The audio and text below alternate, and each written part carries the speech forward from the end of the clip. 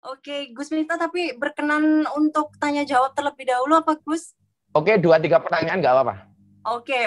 Karena ini Gus Miftah memang harus meninggalkan kita, tapi ini masih diberikan kesempatan untuk generasi muda NU tadi terkait yang itu sudah sangat spesifik sekali penyampaian dari Gus Miftah. Monggo langsung ada pertanyaan 2-3 orang saja. Baik, dari ini sudah ada yang angkat tangan ya, dari Mila Hayi dan Mas Cemet Channel. Monggo langsung pertanyaannya langsung to the point.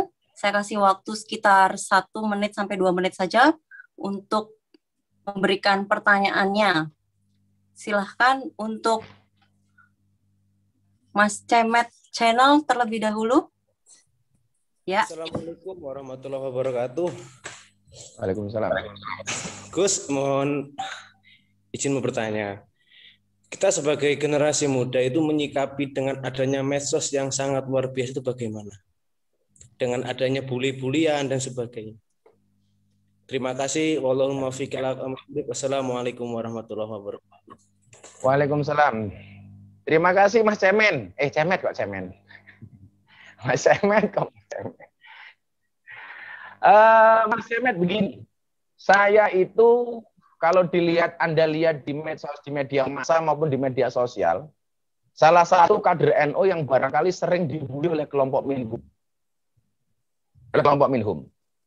Tapi ya saya santai-santai saja itu. Karena saya merasa memang NU itu hari ini seperti selebritis.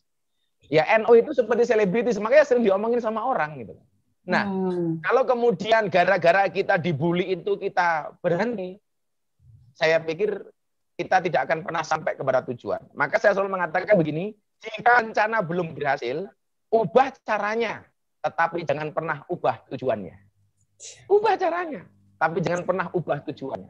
Tujuan kita jelas untuk mensiarkan akidah Ahlussunnah wal Jamaah. Ketika ada orang membuli dan sebagainya, kita introspeksi, barangkali kita sendiri yang salah itu. Maka kita introspeksi. Maka saya pikir dengan pola-pola seperti itu Mas Cemet, insya Allah kita akan lebih eksis. Kemarin bulan Ramadan itu Mas Cemet, ada survei lembaganya saya lupa, 10 ustadz yang dianggap menguasai medsos. Baik di Instagram, Facebook maupun di YouTube. Barangkali Gus Dian ini punya datanya. Saya lupa kemarin kayaknya saya posting di GMNU. Dari 10 ustadz itu, Mas Cemet dan kawan-kawan, generasi muda NU, ustadz NU, ustadz yang dianggap NU yang masuk, itu cuma saya toh. 9 diantaranya kelompok Minhum. Nah, saya mengatakan begini, kenapa saya kok kemudian diperhitungkan? Bukan karena saya alim, bukan karena saya hebat. Karena saya tahan banting. Dibully saya nggak urusan.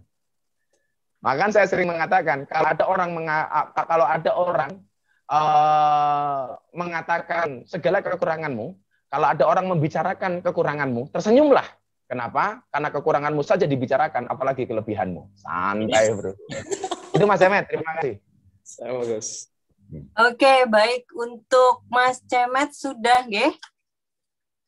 Dan ini ada yang kedua, pertanyaan juga. Ini agak menarik. Saya melihat di kolom chat. Mungkin bisa ditampilkan terlebih dahulu. Untuk Mas Birawan Sulistiono, ini mau nyambung tadi Gus tentang soal middle class Gus, kita sambungkan terlebih dahulu. Monggo Mas Div Infra 2 Birawan S, silakan. Assalamualaikum Gus Miftah. Waalaikumsalam Mas Birawan. Gus, ini saya dari generasi muda NU, kebetulan sekarang ada di salah satu perusahaan BUMN Gus. Jadi emang gini Gus, kayak kita itu kalah Gus di kelas-kelas middle class Gus. Mungkin Gus Miftah bisa beri masukan ke teman-teman NU atau para kiai yang sekarang pegang kebijakan Gus, gimana mendorong generasi-generasi muda ini biar lebih mewarnai di level-level middle class Gus. Matur nuwun Gus. Mas Birawan sekarang kerjanya di mana Mas? Di Wika Gus. Oh di Wika, oke. Terima kasih Mas. Okay. Nah, Mas Birawan, saya kebetulan beberapa kali ngobrol sama Pak Erick Thohir tentang kegalauan saya terhadap kajian-kajian di BUMN. Saya hari ini baru komunikasi intensif dengan 3 BUMN. Yang pertama dengan Hutama Karya, kemudian dengan Telkom, dan yang ketiga dengan Pertamina. Yang insya Allah Ramadan besok saya akan mengadakan pengajian deradikalisasi atau kajian kebangsaan, atau istilahnya Pak Sigit Kapolri yang baru itu moderasi. Istilahnya moderasi di presisi itu namanya moderasi. Karena catatan saya di Pertamina saja itu Mas Birawan, itu yang terpapar kelompok-kelompok itu hampir 40%. Dan ini merupakan gambaran di BUMN yang lain. Nah, maka kemarin Pak Erick Thohir itu sempat sowan ke PBNU kepada Kiai Said dan mempersilahkan kiai-kiai NU, ustadz-ustadz NU untuk berdakwah di BUMN. Nah, saya pikir posisi seperti Mas Birawan bisa mengorganisir kawan-kawan, sahabat-sahabat lain Nahdlatul Ulama yang ada di BUMN Panjenengan. Karena memang kelompok-kelompok itu mereka lebih giat, lebih gigih, lebih semangat ketika untuk mensyiarkan pemikiran-pemikirannya. Nah, sementara kita ini biasanya loyo, Mas Birawan. Saya besok ada 7 kajian di 7 regional di Telkom. Kemudian ada di 9 regional di Pertamina. Yang memang ini menurut Pak Erick saya harus memprioritaskan di sana.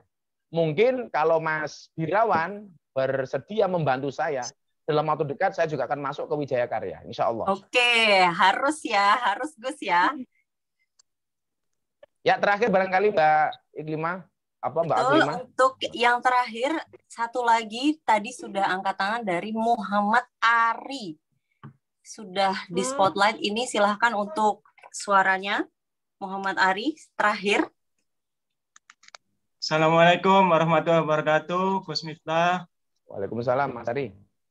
Ya, gini Gus, kalau saya perhatikan di GMNU ini saya sendiri masih bingung firqonya, karena dari kita sendiri kan untuk mengcounter dari kelompok sebelah ya, itu cara counternya itu sendiri dengan dawuh-dawuh ulama-ulama NU atau dari GBNU sendiri di grup itu bisa komunikasi atau tentang hal yang misalkan ada momen yang harus dibahas dari kelompok sebelah misalkan, lalu kita counter. Nah, mengcounternya itu apa? Hanya share konten atau kita bisa sharing lebih lanjut gitu loh untuk mengcounter sendiri gerakan-gerakan mereka gitu. Ya, Mas Ari. Yeah. Jadi begini. Ketika share di medsos, kelompok Minhum itu membuat narasinya luar biasa. Dan yang dibutuhkan oleh kita hari ini termasuk melalui generasi muda Nahdlatul Ulama, kita membuat kontra narasi yang memang harus ilmiah, kontra narasi yang memang harus baik kontennya. Nah, saya sebenarnya begini, tokoh-tokoh publik yang punya medsos banyak itu perlu disupport ya, terutama soal konten. Lah, generasi muda Nahdlatul Ulama saya pikir ini bisa memberikan masukan itu.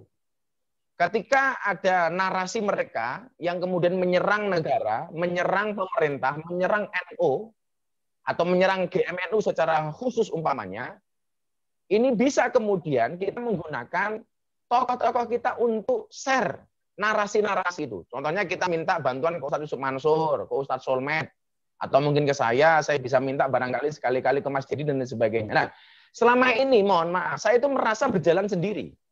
Bahkan satu saat gara-gara kesalahpahaman, berita yang sebenarnya itu bukan dari saya sempat rame di teman-teman GMNU tanpa kemudian klarifikasi kepada saya terlebih dahulu.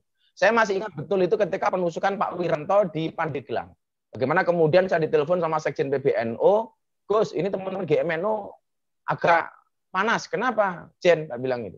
Itu berita Gus Miftah tentang Pak Wiranto waktu itu. Jangan buru-buru mengatakan teroris atau radikalis dan lain sebagainya. Padahal berita itu seharusnya diposting sebelumnya ketika polisi belum memberikan penjelasan. Karena narasi saya waktu itu adalah kita tunggu dulu kerja polisi, baru kita vonis mereka itu sebenarnya kelompok apa. Nah, itu sempat ramai. Atau dalam bahasa lain umpamanya, ketika saya berhadapan dengan kajian mereka itu, kajian mereka. Ketika kita dibully, itu nggak ada support dari pihak manapun. Sementara mereka, persatuannya itu luar biasa. Dan kita selama ini kesannya berjalan sendiri-sendiri. Padahal kita sering mendengarlah al-ittihadu asasun najah, persatuan itu adalah merupakan asas dari kesuksesan.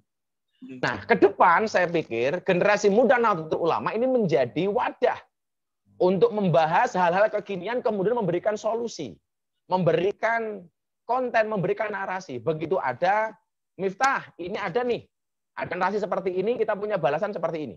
Harusnya seperti itu. Selama ini saya berhadapan head to head gitu loh. Kayak hari ini saya diserang tentang kematian Ustadz Mahir Atuelibui. Semua orang menganggap itu kesalahan saya karena saya melaporkan gara-gara dia di penjara, gara-gara video saya viral, tanggapan tentang beliau.